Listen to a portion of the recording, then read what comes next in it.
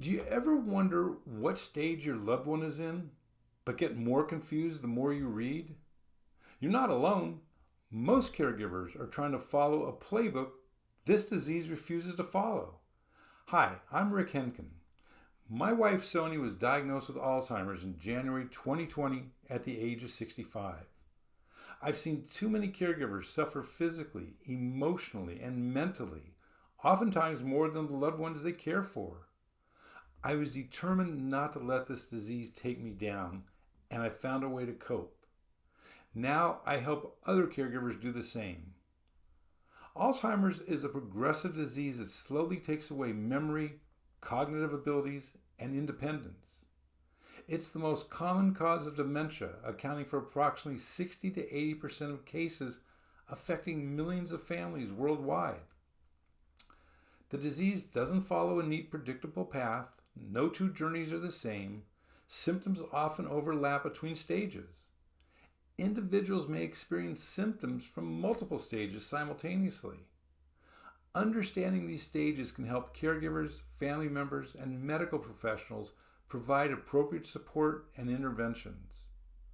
There are two primary models used to describe the progression of Alzheimer's disease: the 3-stage model and the 7-stage model. Both frameworks aim to categorize the disease's progression, but they differ in their level of detail and application.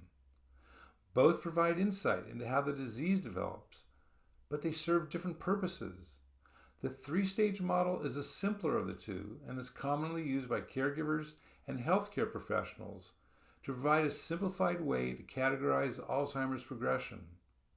It's often employed in medical practice and general discussions to help families and caregivers understand the disease's broad trajectory. The model is primarily derived from clinical observations and is easy to communicate. The stages: the first stage, the early stage, mild cognitive impairment. Some memory lapses and cognitive difficulties, but still able to function independently. Tasks that require planning may start becoming more challenging and moments of forgetfulness more frequent. The middle stage, moderate Alzheimer's disease. Increased confusion, memory loss, and growing need for assistance with daily tasks. This stage often brings changes in personality, difficulty with speech, and trouble recognizing familiar faces. The third stage, the late stage, severe Alzheimer's disease. Significant cognitive and physical decline requiring full-time care. At this point, mobility may become limited and communication abilities may be lost entirely. Now, the pros of this model: it's simple and easy to understand. It's useful for general discussions with families and caregivers, and it gives a broad overview of what to expect. The cons of this model: it doesn't capture subtle changes between stages. It's less useful for clinical research, and it may not fully reflect the unique experience of each individual. Using this model, I'd say my wife Sonia is currently in the middle stage of Alzheimer's, though there are moments where symptoms from both the early and late stages emerge.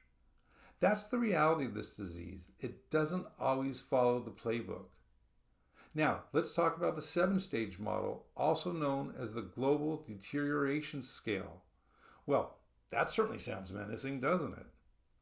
This 7-stage model was developed by Dr. Barry Reisberg in 1982 and is mostly used by medical professionals and researchers for a more detailed assessment of Alzheimer's progression. The model provides a more granular breakdown, which helps with diagnosis, treatment planning, and monitoring the effectiveness of interventions. The stages: Stage 1, no impairment, no symptoms yet, but changes may already be happening in the brain. Stage 2, very mild decline. Subtle memory lapses, often mistaken for normal aging. Stage 3, mild cognitive impairment. More noticeable memory issues, but still independent.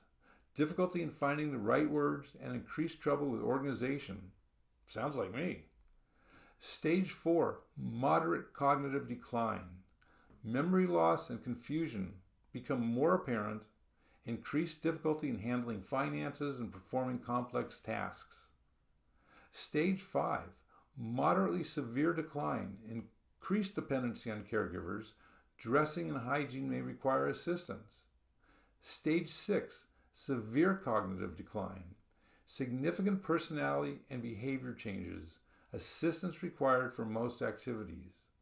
Stage 7, very severe cognitive decline, loss of communication and basic bodily functions, total dependence on caregivers for all activities of daily living. Now, the pros of using this model: it provides a detailed breakdown of cognitive decline, it helps with diagnosing Alzheimer's at stages, it's valuable for research and medical assessments. The cons of this model: it's more complex and harder to explain to non-medical professionals. It can feel overwhelming for caregivers trying to determine the stage of their loved one. The stages sometimes blur together in real life.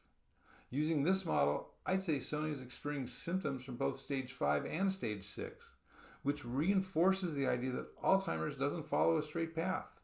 She may have good days where she seems to function at stage 4, and then difficult days where she seems closer to stage 7. This unpredictability is one of the most challenging aspects of caregiving. So, which model is better? It really depends on the situation. The 3-stage model is great for caregivers and families who need a simple roadmap. The 7-stage model is better suited for doctors and researchers who need a more precise breakdown of the disease's progression. But here's the important thing to remember: everyone's journey is different. Some individuals may remain in a particular stage for an extended period, while others may progress more rapidly. Symptoms from different stages can overlap, and individuals may exhibit characteristics of multiple stages at once. This variability means that care approaches should be flexible and tailored to the individual's needs rather than rigidly based on a specific stage classification. There is no one-size-fits-all experience with Alzheimer's. So, which model is better? Neither model is inherently superior. It depends on the context of use. The 3-stage model is ideal for general awareness and communication, while the 7-stage model is more beneficial for detailed medical assessment and research. Which stage do you think your loved one is in, and does it match what the models say? Drop a comment below. I'd like to hear your story. If you're feeling overwhelmed, exhausted, or like you're losing yourself in caregiving, you're not alone. That's exactly why I created Caregiver Mastery, a step-by-step roadmap designed to help you manage stress, anger, and burnout so you can care for your loved one without sacrificing yourself in the process. Inside, you'll learn how to say yes to yourself without guilt, reduce overwhelm, and find peace, even during the hardest moments. I call this place Heaven Island, a mindset of calm and clarity where you can care for your loved one without losing yourself. And just so you know, this isn't some giant time-consuming program. I didn't create it to add more to your plate. I created it to lift some of the weight off your shoulders. The lessons are short and practical, and if you apply what I teach in just minutes a day, I guarantee you'll start to feel a real difference in 2 or 3 weeks. Click the link below or visit caregivermasterycourse.com to get started today. And if this message resonated with you, share it using the hashtag #CaregiverMastery so other caregivers can find the support they need too. You're not alone in this. Let's do this together.